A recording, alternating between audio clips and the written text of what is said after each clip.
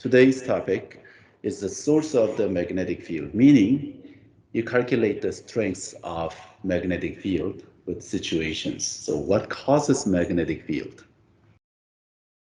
Earth is a magnet, but do you guys know what causes this magnet, right?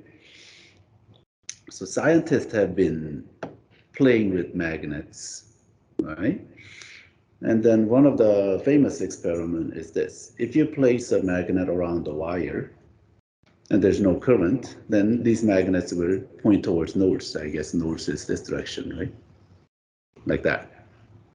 However, once you send the current through that wire, let's say current is moving upward, meaning electrons are really flowing downward. And these magnets line up in a circular pattern like that. And they're thinking, what? Why? So we can imagine magnetic field is going around in a circle like this, right? And then they actually done things like this. If you put some kind of iron little fragments around and then send the current through, then these things line up like that. So they have a reason to believe the current will cause the magnetic field to go around in this pattern. Okay, so far there's no north and south. This is a circular loop, but each magnets will line up like that. And also, if you think of this as an infinitely long wire, this should be proportional to, right, to the strength of the current. However, also inversely proportional to the distance from the wire. That makes sense, right? Does it make sense, or does it? You remember my picture that I drew? If this thing is going off,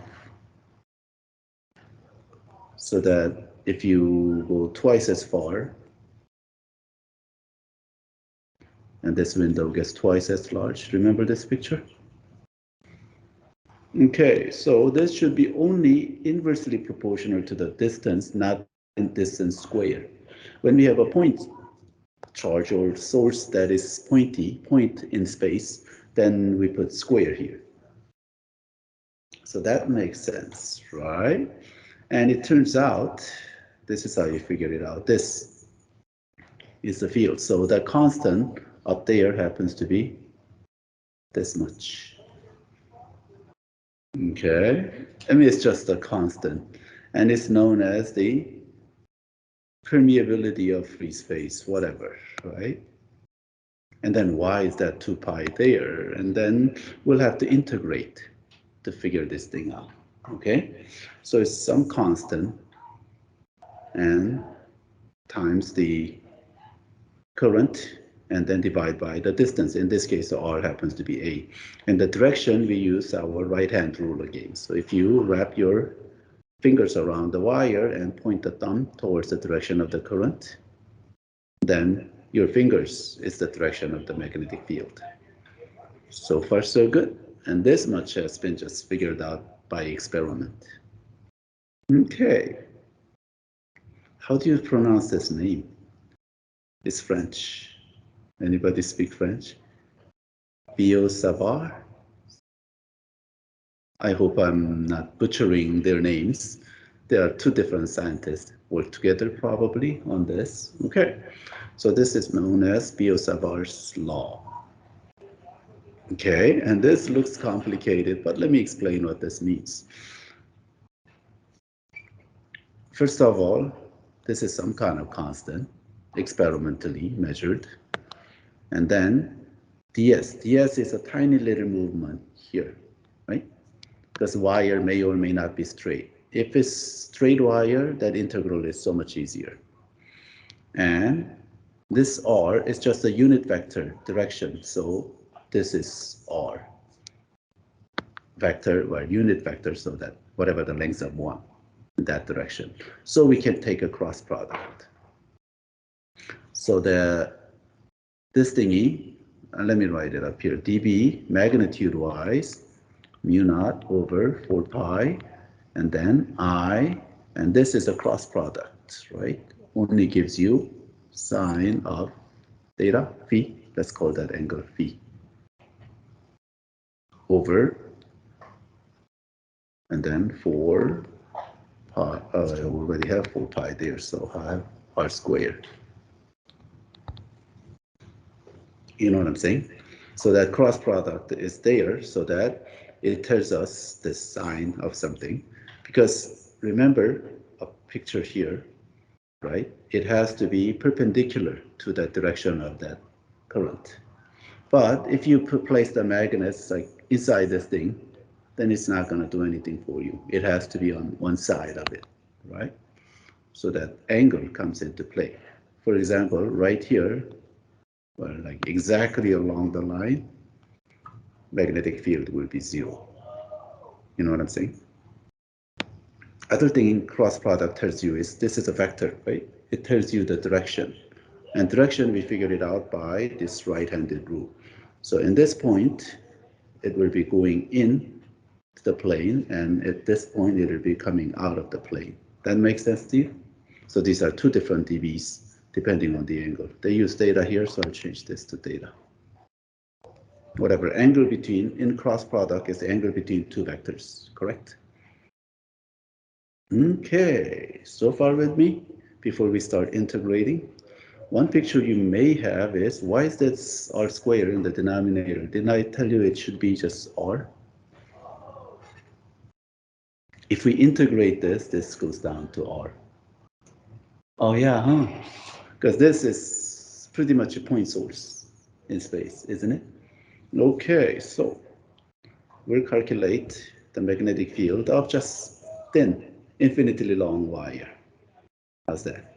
Okay, so we start with dB vector is equal to, well, dB scalar times k vector. Do we see that in this case, with the right-hand rule, if you wrap your fingers around, this is coming out, and somewhere here is going into the page, right? Okay, so up here is coming out of the page, so positive k vector. Okay, and that dB happens to be mu I over 2 pi, 4 pi, 4 pi here. And then we have ds vector and r unit vector.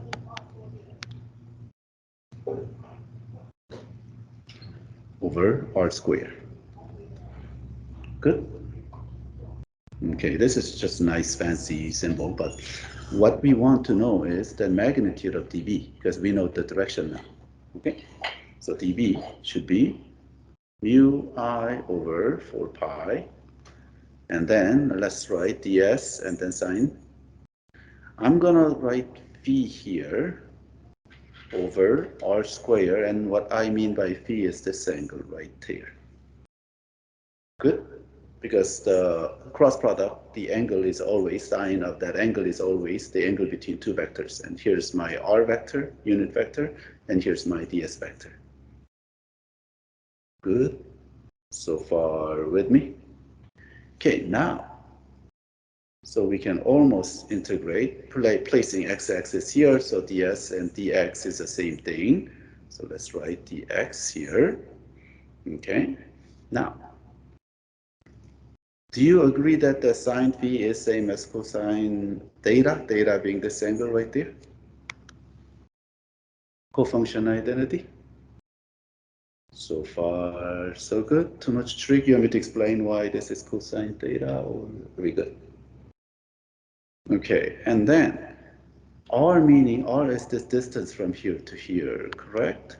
But we want to measure this thing perpendicular distance a units away from the wire. Okay, and then we'll call this thingy x. So that r squared should be x squared plus a squared. Right? No problem. Technically, x is negative on this side and positive on this side, but it's being squared, so it doesn't care. And this angle is negative on this side and positive on the other side, because we are going to integrate from negative infinity to positive infinity. But cosine doesn't care if it's negative, it's an even function, so we are totally okay with this. So our b should be mu naught I over 4 pi, all constant, from negative infinity to positive infinity of this expression, cosine theta over x squared plus a squared dx. And it's totally okay if you use ds here, but just happen to, this example happens to have x here, so I decide to switch it to x. Good. Is trig sub okay?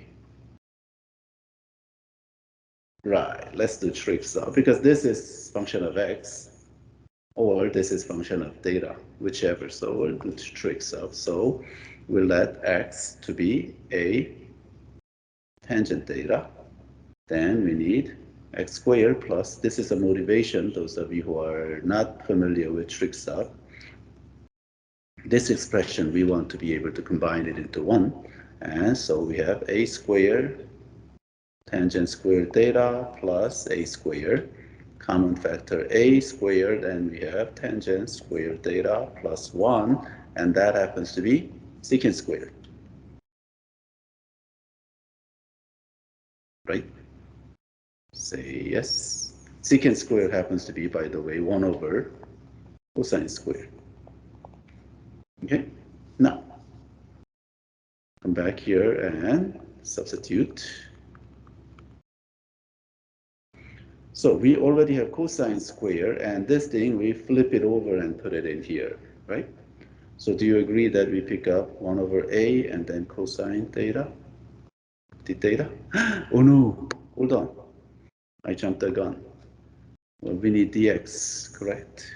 Dx is, of course, a, and then secant squared theta, the theta. Okay, I'm gonna get rid of this because they cancel nicely. Let's just put it right there. So what we need is this thingy over that thingy, right? Dx here and then. So they all cancel and give you 1 over a. Good. And then we have cosine theta and the theta. How about that? Good. Now we have to change the, whenever you change the variable of the integral, we have to change the limits of integration. So negative infinity to positive infinity, would that be just negative pi over 2 to positive pi over 2? When this angle is negative pi over 2, it's infinitely far away, and positive pi over 2, that's also infinitely far away. This is a nice integral. Trig sub has its moments once in a while. So mu over 4 pi, take a out as a constant, and what we have is sine theta from negative pi over 2 to positive pi over 2. What do we get here? This is 1 minus negative 1, so we just pick up 2 from this substitution. So what we should have is, good. So far so good. I told you it's that magnitude from right here, right? So that's where they get that expression. So this is like, I rarely say memorize something. This is such a convenient thing to know, okay? Once you integrate a few times, you will know this. So mu naught I over 2 pi a. Okay, we'll need this again later when we derive the Ampere's law. Okay, so keep that in mind. Okay, we'll calculate the magnetic field of a ring. Okay, okay, this ring has a current going around. Okay, and then let's figure out the direction of the then that current is I. What would be the direction of the magnetic field? Place your thumb along this way and then wrap your fingers around your 4 fingers like that. Your thumb here. Do you see that magnetic field is coming out of the page in that direction and then going into the page out here? That's not a pretty drawing, but you get what I mean, right? It's sort of like a Donut. Yeah, donut kind of type of magnetic field is what we are going to have. And the distance this time, x away. I mean, I wish this book is a little consistent, but, and then this radius of the ring happens to be a. Good. Okay, so let's start here. So dB, once again, is mu naught I over 4 pi, and then ds cross product cross r, so sine phi over r squared is what we had before. So far so good. Do you see this angle is 90 degrees right there? Let me draw that a little bigger. This is 90 degrees, right? Okay, don't get me wrong. This magnetic field will point at an angle like that, which is perpendicular to this distance. So far so good. You guys look a little puzzled. So if this is not clear, let me know right now. So this becomes 1. Okay. Now, however, there will be exact equal amount of current moving that way. You know what I'm saying? So that same amount of magnetic field will be pointing, not this way. Which way does it point? Perpendicular, so like that. You know what I'm saying? So whole idea, wait. I think it's this way. Whole idea is this perpendicular components cancel each other and we just need to figure this part out. You know what I'm saying? So what we're going to say is now dB is just this, but in x component, in along this x-axis, because they will all add up and balance out, and the only field we will have is just in that direction. Good. That has to be dB from up here times cosine of theta now. You can see why I used phi here, and this is theta. Theta happens to be this angle. Good. Okay, substitute this thing in, so we have mu naught I over 4 pi and cosine, where ds over this thingy r squared, and then we'll express cosine. Is cosine of this angle, do you agree that this angle is exactly same as that angle? Once you stand this thing up, that thing goes down, so they both become 90. Right, so cosine happens to be Jason over hypotenuse, correct? Jason over hypotenuse. So we have A over R. With me? Okay then.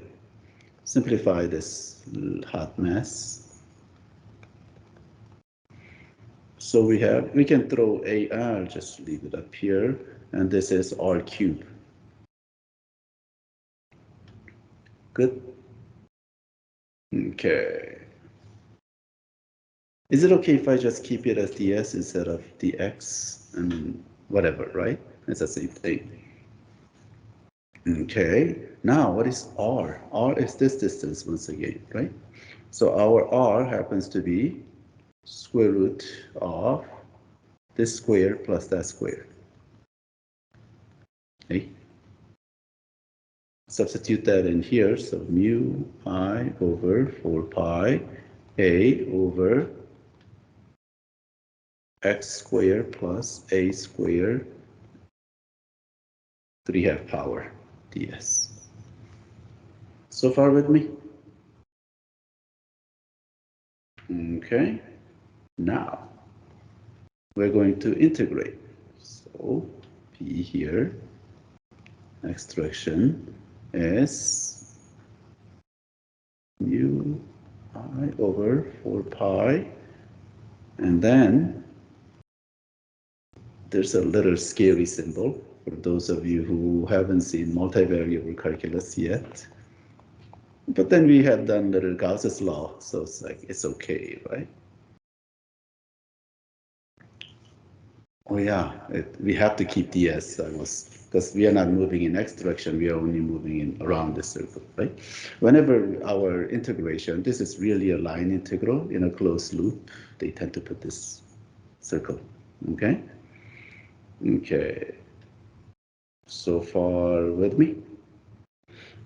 The beauty about this is x, the distance away from this, is totally independent of our integration, correct? It's got nothing to do with it. It's constant, exactly same distance all the way around. Symmetry tells us that.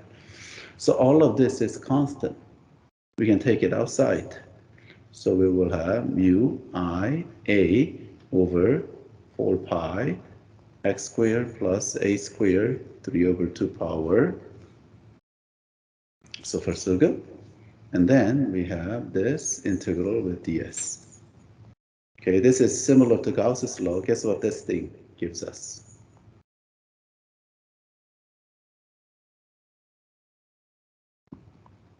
Feel free to jump in anytime.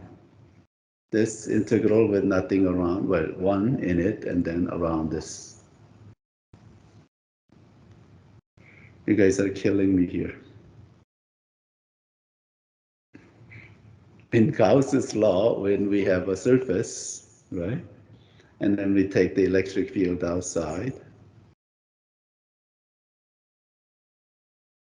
what was this thing?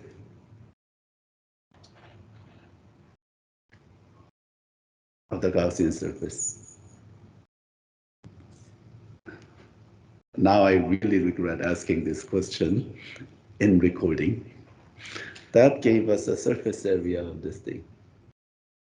In this case, it'll give you the circumference of the ring. That kind of makes sense. So we'll have 2 pi a. Good. So this magnetic field out here, I mean, not exactly along the center. If it's somewhere here, this is really ugly integral. And we'll never see that in high school physics. But here, the symmetry helps us quite a bit, making this magnetic field constant. And that is a huge thing later when we do Ampere's law. So we have mu I a over, cancel these things, right? So we have a here, so make that a squared, and then 2 x squared plus a squared 3/2. Good. In particular, what happens, what is the magnetic field right there at the center? That's kind of interesting point, isn't it? Very center. So at x is equal to 0, x being this distance, right? Then this expression, b, we don't have to put x component anymore because you think it would be in just outward, right? Will be mu I a squared over x becomes 0, so we have 2a cubed. So that gives us mu I over 2a. You get it? Okay. Now, so whenever you have a ring of current, then we'll have this magnetic field pattern going through the ring and outside it curls around. And then they have captured this kind of image. Okay. Now, wait a minute. When we have a magnet, did we have that kind of pattern? So we don't know what's causing magnets to be magnet. But wow, the current in a loop, does that give you some kind of an idea what's causing magnetic field? And also Earth has a magnetic field. Okay. Did I misspell conductors? Okay. Now, well then, force between two parallel conductors. If you have two wires, and they put these kind of things on multiple choice on AP a lot. and you have a current going to the separate direction or opposite direction. Do they attract each other? Do they repel each other? Let's find out. First, let's calculate the magnetic field due to this second wire down here. So if you wrap your fingers around, do you see that magnetic field will be coming out this way, right? And then you have the charges moving inside this wire. So do you remember this equation from last time?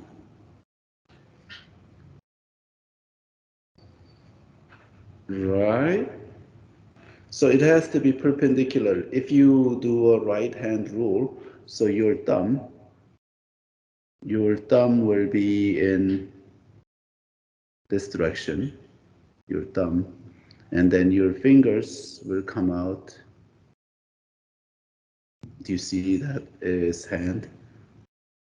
And then force will be downward. You know what I'm saying? Oh, so this wire will be pushed towards this wire at the bottom. And then if you switch the idea, then you get a work action and reaction so that these two wires will attract each other. Do you see that? So you are factoring in the second wire by using the... So we'll think of this. We'll place the second wire, and this we'll just figure out the magnetic field caused by this the current. And then that direction of the magnetic field will be this direction, correct? And then just forget this wire for a moment. We have a magnetic field now when we have a charged particle moving. Then force, we use the right hand rule, right? Fingers towards the magnetic field, thumb towards the direction of the charge, and then palm downward is the force. So they attract each other is the key. And if you reverse the direction of the one current, then they repel each other.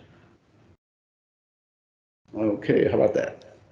Okay, let's calculate the magnitude of this. This is a pretty easy calculation. So magnitude of this will be I caused by this I1,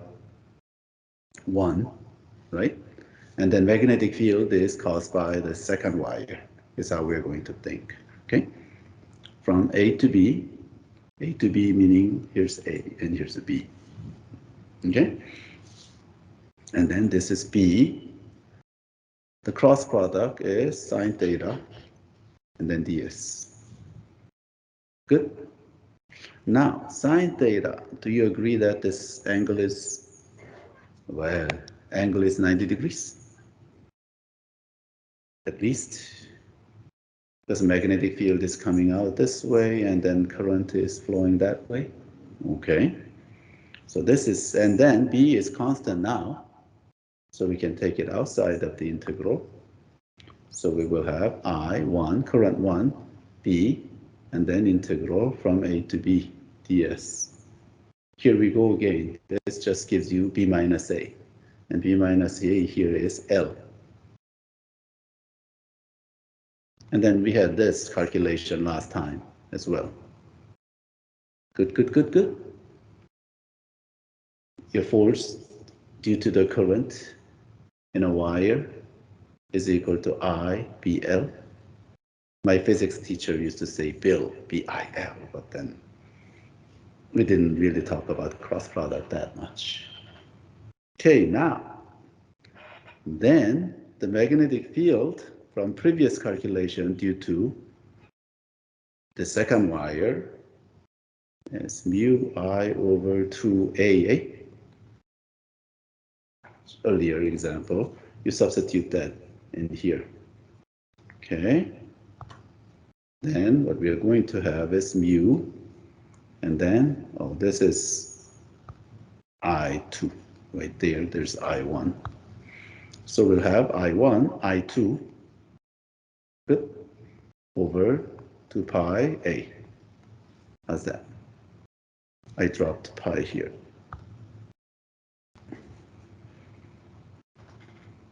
Good. Okay, now moving on, Ampere's law. Okay, Ampere's law is this. It's similar to Gauss's law. It's more convenient way than doing all of this integral, right? To calculate the magnetic field, but we have to justify it first. So this is a line integral around the loop, and that loop happens to be this direction. Okay, say we have a current flowing in that direction, right? Then you can see why I want to put this loop this way. Good, with a radius r. So just like Gauss's law, once you put the Gaussian surface, you always wanted to put it so that it's perpendicular to the field or parallel to the field. Same idea. We always put this Amperian loop, and this is just a regular loop and not a surface. But you want that to be parallel to your magnetic field, which is this direction, or, right, or perpendicular to the field. Okay, so that's the only way. Otherwise, we have to evaluate this line integral, which we don't want to do. Okay, now let's justify this. So, and this is curve C that I'm calling. So C, B dot ds. Okay, now that is equal to B is constant as long as the way that I chose the Amperian loop. That's exactly the same direction away, and then we have made that calculation before. So take B outside, and then ds.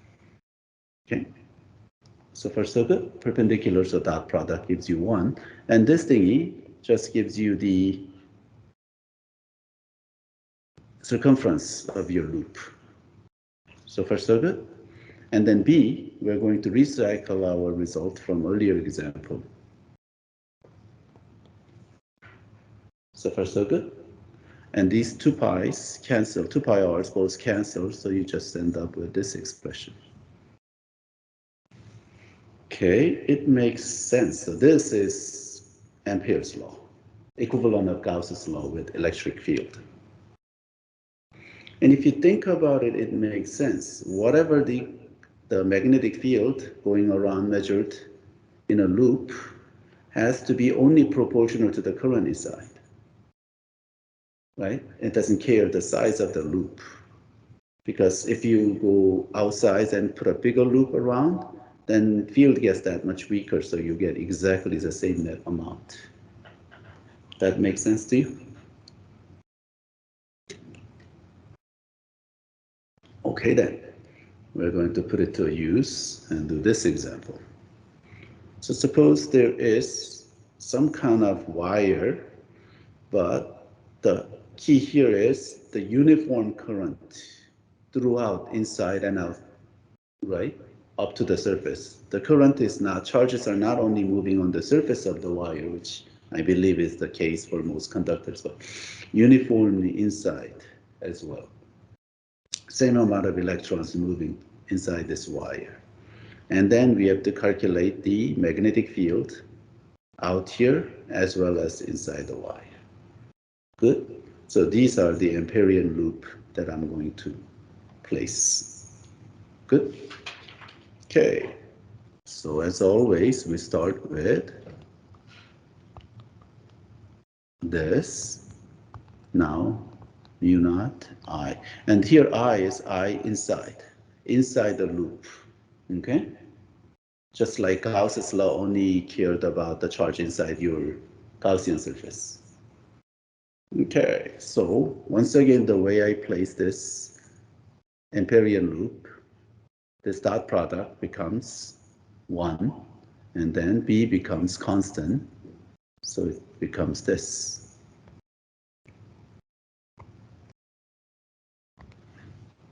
Good. And then this thingy, my C1, if you will, gives you the circumference of the loop.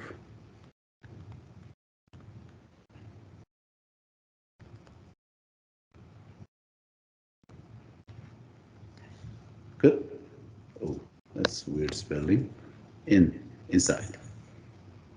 So dividing, so B is equal to mu I inside. I just keep emphasizing inside only for a reason.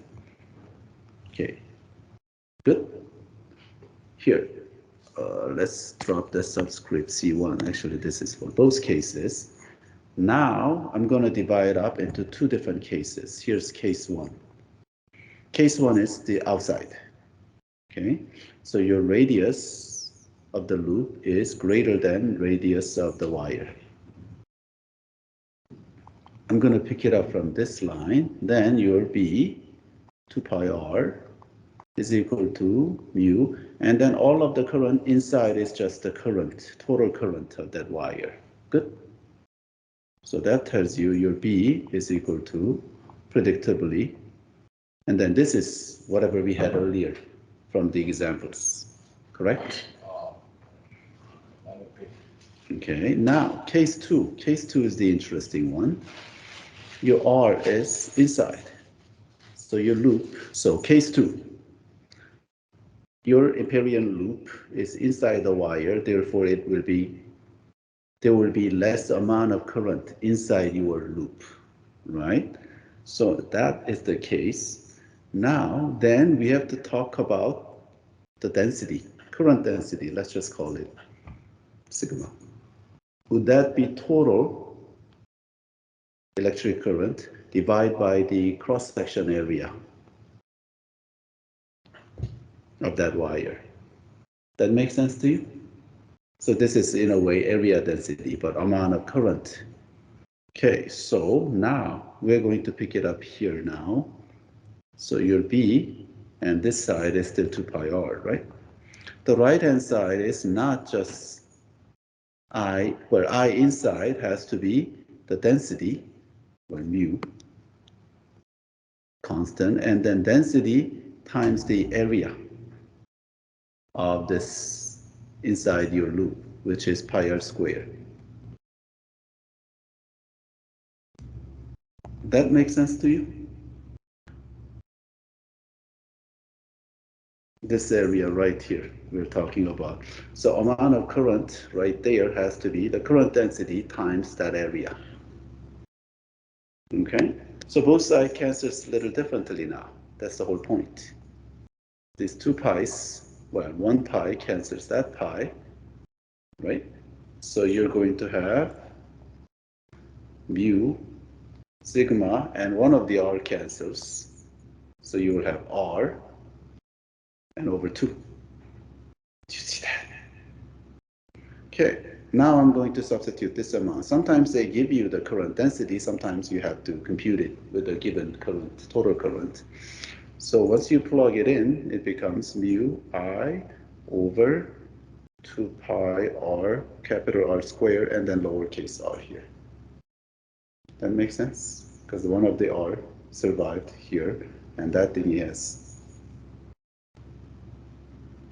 So what we gleaned from this is this graph. We had a similar graph as the gravitational field and electric field. Inside, this thing is a linear function proportional to r, linearly increases magnetic field. And then once you go out of the surface of the wire, then it goes down. In this case, inversely proportional to r instead of r squared, which is the case for the gravity or electric field. Good? Okay. Now, we have such a thing. So we have wrapped the wires around this thingy, toroid. Okay. So inside, because of the direction of the current, right, the magnetic field will be going internally around like that. And we have to calculate the amount of magnetic field. You see why the Gauss's law, the Ampere's law come in handy? Because we do not want to integrate things like this. So, loop one is this, loop two is this one, but loop one makes more sense, more interesting. Okay. So we set up Ampere's law.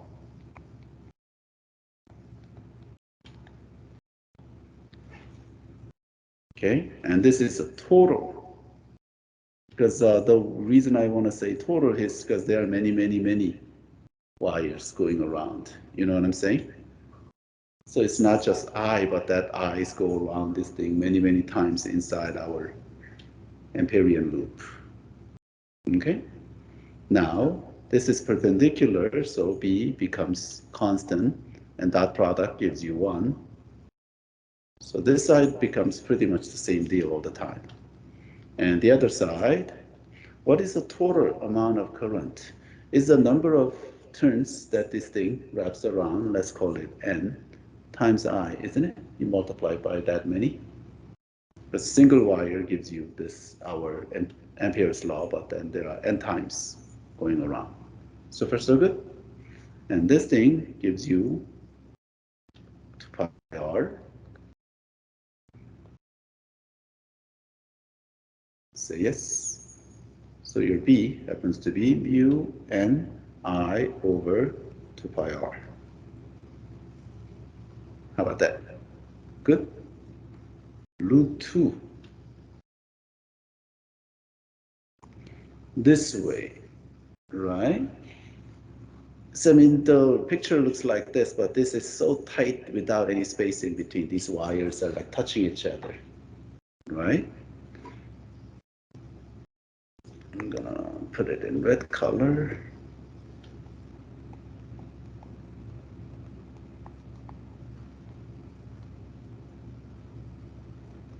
Okay. Now, what is this dot product? Okay, let me write it like this. B ds cosine theta. What is the angle between this loop and the wire? They're almost parallel, right? Yeah, almost 0. So this is almost 0.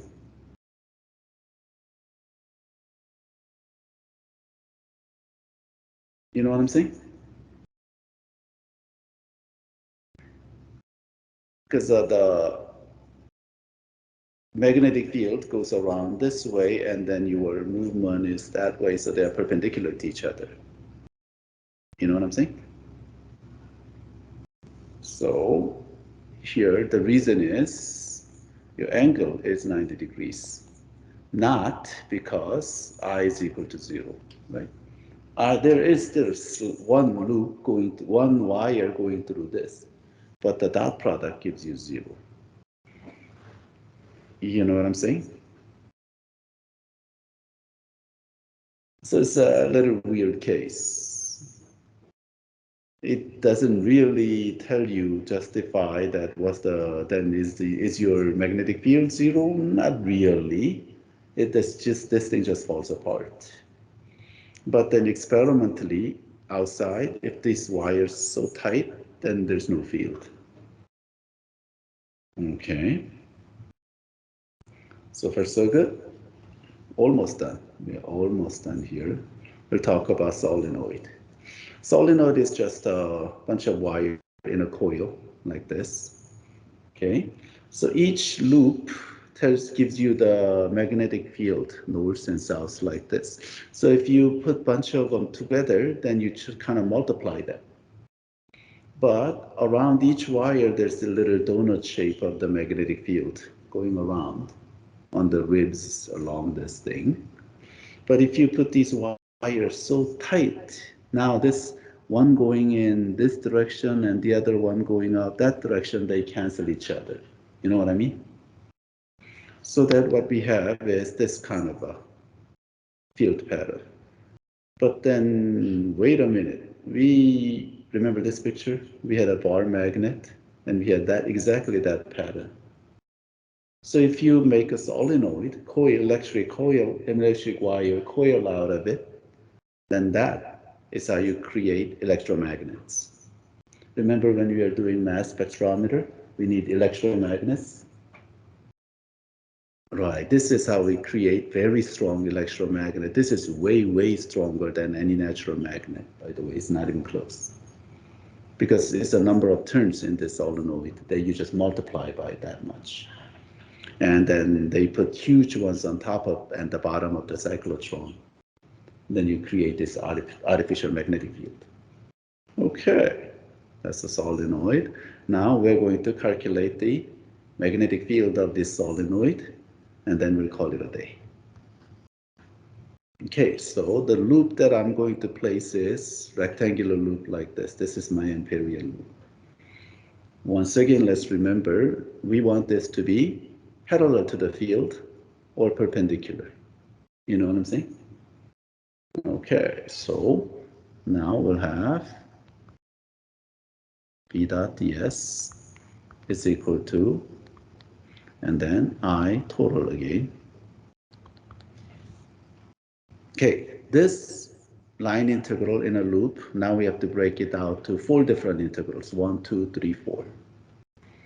So we have B dot ds on 1 plus 2 plus 3 and plus 4 is equal to mu naught I total. Good. This one, as before, this is constant, right? And then it becomes this. Good. The other one, do you see they are all 0? Because there's no magnetic field outside. Well, isn't there? Let's go back. Isn't there a little bit here? That's because this thing opens up and then this field goes around, right? But if it's so tight and close enough, this looks like infinitely long, right? So there's no going around like this. This doesn't exist. So in ideal solenoid, in reality, there is a little bit of that going on, but in ideal solenoid, if it's infinitely long, infinitely tight, then the magnetic field only exists inside the solenoid. Good? Okay, well then, these things are 0 because there's no field in there. Only thing that contributes is this first one, and that is equal to mu naught I total. So far, so good? Okay, so this thing gives you B times integral from here to here, just gives you the length, L. Good?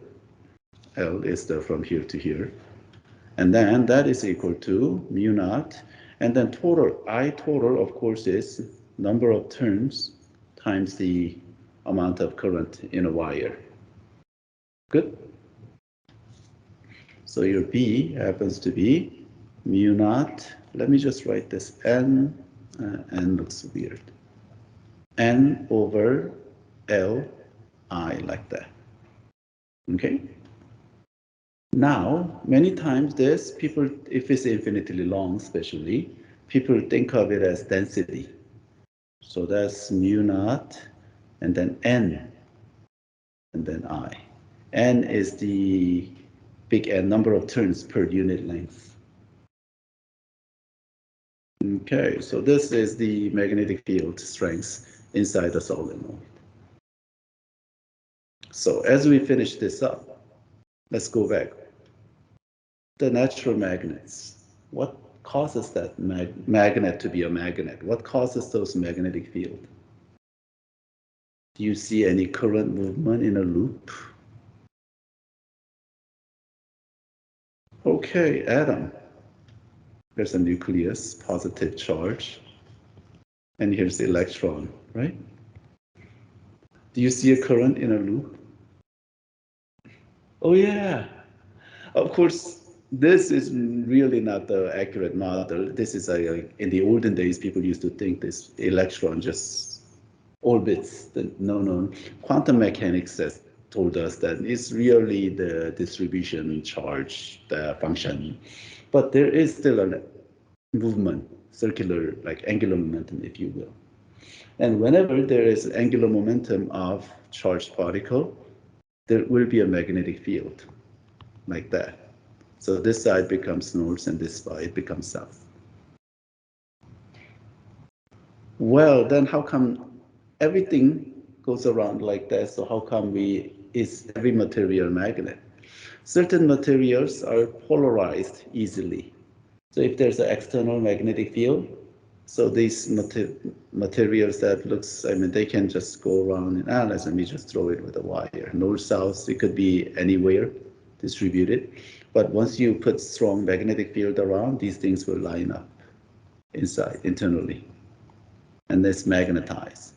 So even the regular, it's like in elementary school, I went to a really good elementary school. So they had us put an iron nail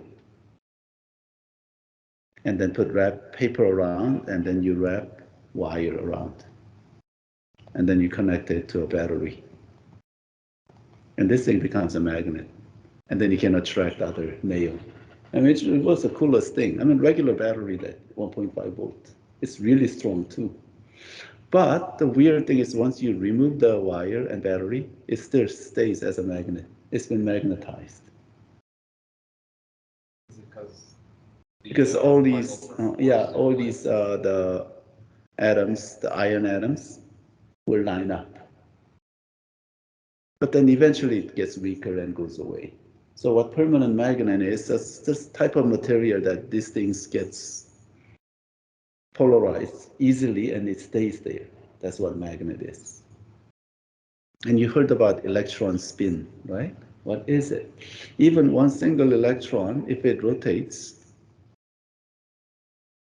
that still creates a little current in a loop. So there's a north and south. But quantum mechanics have told us that it's either up or down, there's no distribution. It's like for some weird reason I forgot. Okay. Any questions? That's all we have for today.